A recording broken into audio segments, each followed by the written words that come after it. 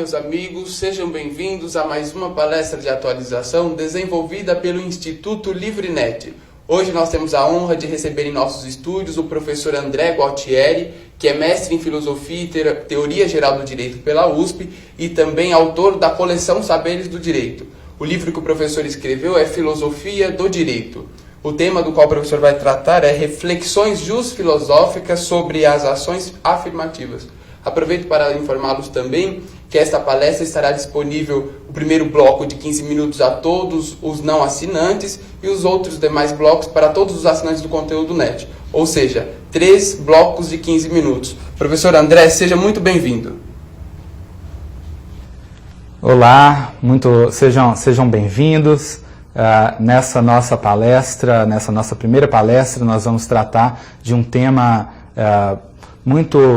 que gera muitas discussões acaloradas, um tema que se encontra na ordem do dia e, inclusive, foi objeto de uma decisão há poucos dias do STF. Eu estou me referindo ao tema das ações afirmativas. O STF decidiu a respeito da constitucionalidade ou não da política de ações afirmativas da Universidade de Brasília, mais especificamente das cotas para afrodescendentes, das cotas para negros na Universidade de Brasília. Como vocês bem sabem, o STF julgou essa política constitucional. O que nós vamos abordar aqui?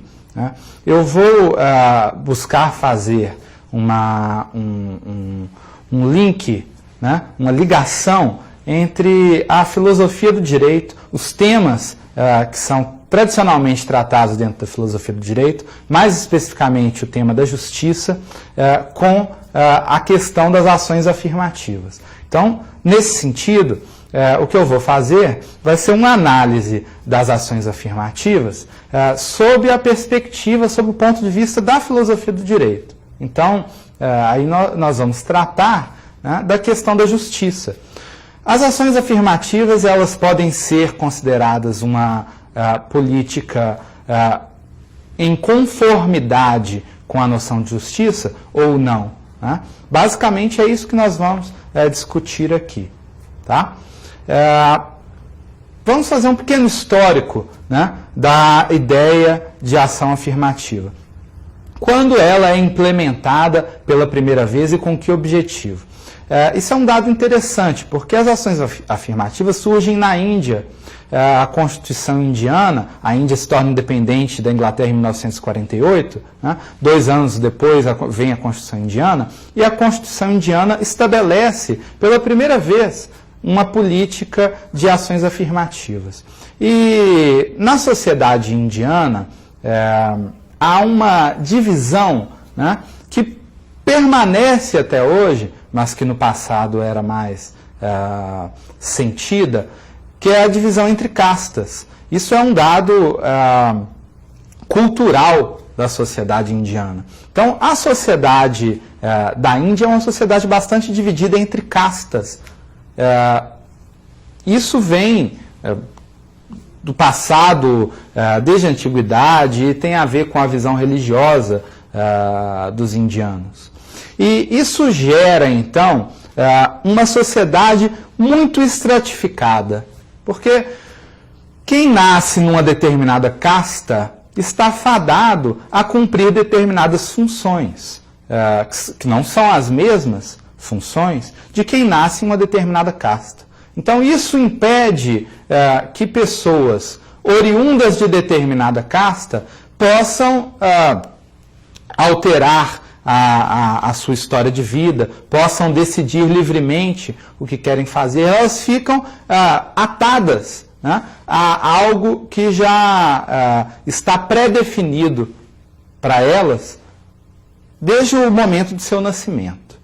Então, isso gerava na Índia, e gera ainda, uma situação conflituosa, que a Constituição indiana buscou minorar pela utilização das ações afirmativas.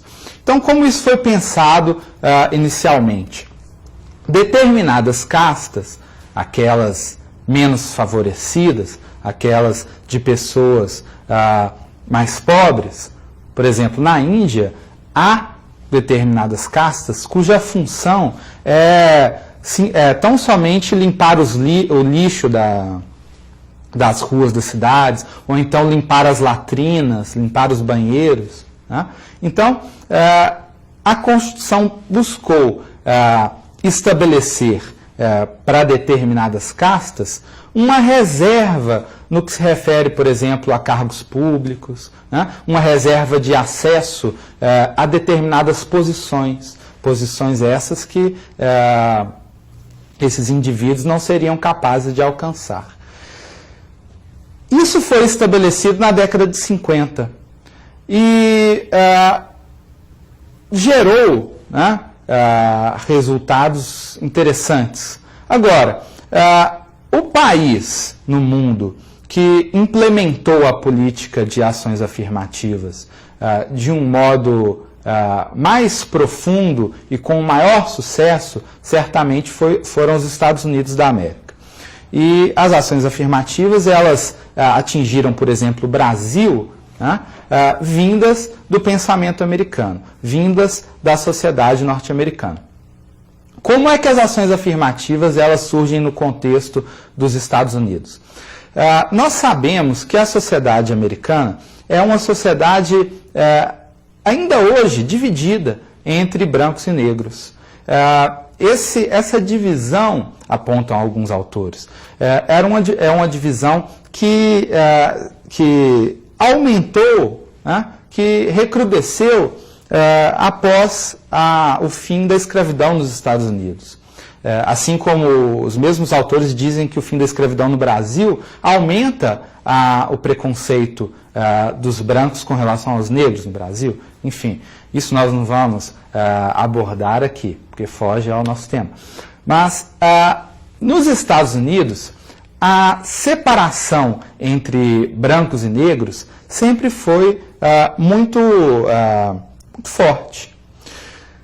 Por exemplo, igreja só para negros, igreja só para brancos, bairros em que só negros moram e bairros em que só brancos moram. No sul dos Estados Unidos, estados como Alabama, como Mississippi, havia uma política clara de separação, né?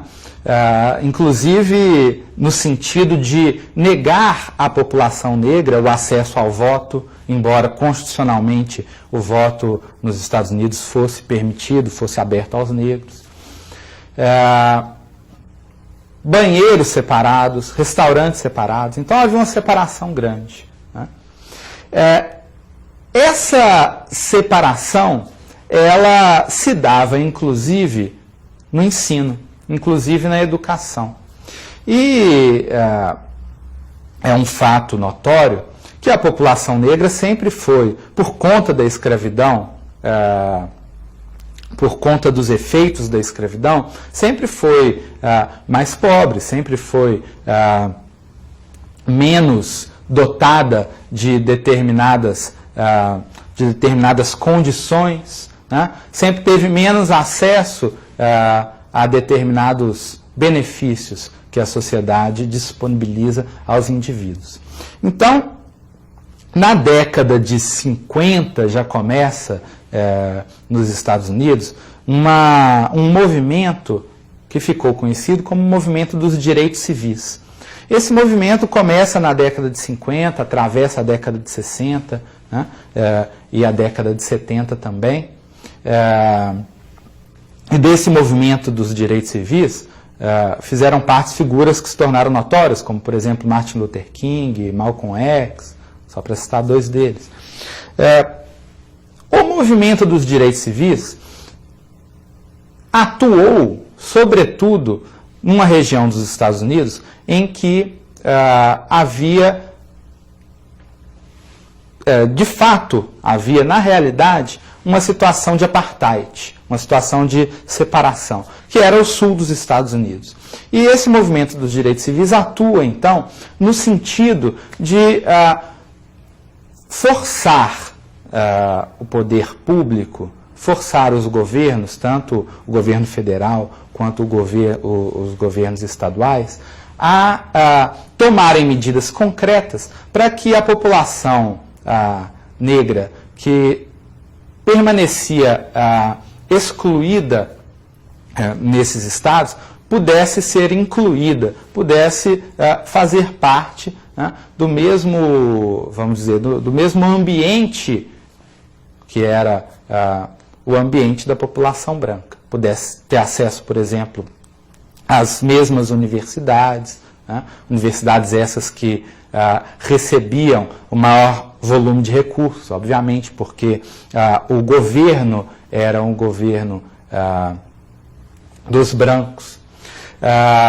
pudesse ter acesso à política, pudesse ser garantido o seu direito a voto para que eles tivessem representantes. Então, a política dos direitos civis tentou agir nesse sentido. E, de fato, ela foi bem sucedida. Uma série de eventos mostram como ela foi bem sucedida. Já no governo, por exemplo, do presidente Kennedy, houve uma grande batalha judicial para que uma aluna num estado do sul dos Estados Unidos pudesse frequentar as aulas numa faculdade em que só eram aceitos alunos brancos. E a Suprema Corte norte-americana garantiu que essa aluna pudesse frequentar essas aulas. Uma das políticas que foram geradas como consequência dessa luta pelos direitos civis foi a política das ações afirmativas. Nos Estados Unidos, houve o debate a respeito da constitucionalidade ou não da política das ações afirmativas. E a Suprema Corte norte-americana se posicionou favoravelmente à constitucionalidade das ações afirmativas já no final da década de 70. Então, percebam, essa discussão é uma discussão até antiga dentro dos Estados Unidos. Ela tem 30, 40 anos. Né? Ronald Dworkin autor que escreveu vários livros, escreveu um livro a respeito do princípio da igualdade, né, que se chama Igualdade, a Virtude Soberana, né, tem esse título.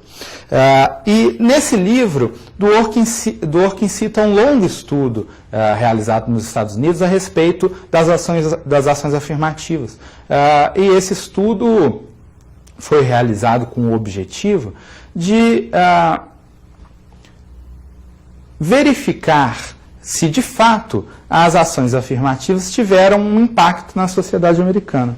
E a conclusão a que se chegou foi que teve sim, no sentido de, por exemplo, formar uma determinada parcela da população negra que tivesse acesso à educação da melhor qualidade, que tivesse acesso à informação da melhor qualidade e que, desse modo, essa parcela da população pudesse retransmitir esse conhecimento adquirido para a sua comunidade. É claro que esse estudo também aponta determinadas falhas dentro da política de ações afirmativas, como, por exemplo, o fato de criar uma pequena elite dentro da comunidade negra e essa elite não se comunicar com a comunidade como um todo. Né? Existe esse temor também e essas falhas existiram. Só que, no balanço geral, o que essa pesquisa demonstrou é que a política de ações afirmativas dentro dos Estados Unidos, ela teve um papel importante no sentido de inclusão da população negra. Não que seja também a única política a ser adotada, não que seja a única ferramenta, o único instrumento, é um instrumento entre outros possíveis. Tá? Bom, quando a gente fala em ações afirmativas sob a perspectiva da filosofia do direito, é interessante a gente analisar as ações afirmativas sob o ponto de vista da justiça. Em que sentido e com que forma de justiça, né, em que sentido as ações afirmativas são justas e em que forma de justiça, em que sentido de justiça as ações afirmativas se enquadram. Tá? Porque desde da antiguidade, quando se começa a teorizar o tema da justiça, já em Aristóteles, foram identificados dois sentidos de justiça. Em qual desses dois sentidos de justiça o tema das ações afirmativas, mais especificamente, se insere? Né? É disso que nós vamos tratar no nosso próximo bloco, né? Da relação, então, entre ações afirmativas e justiça.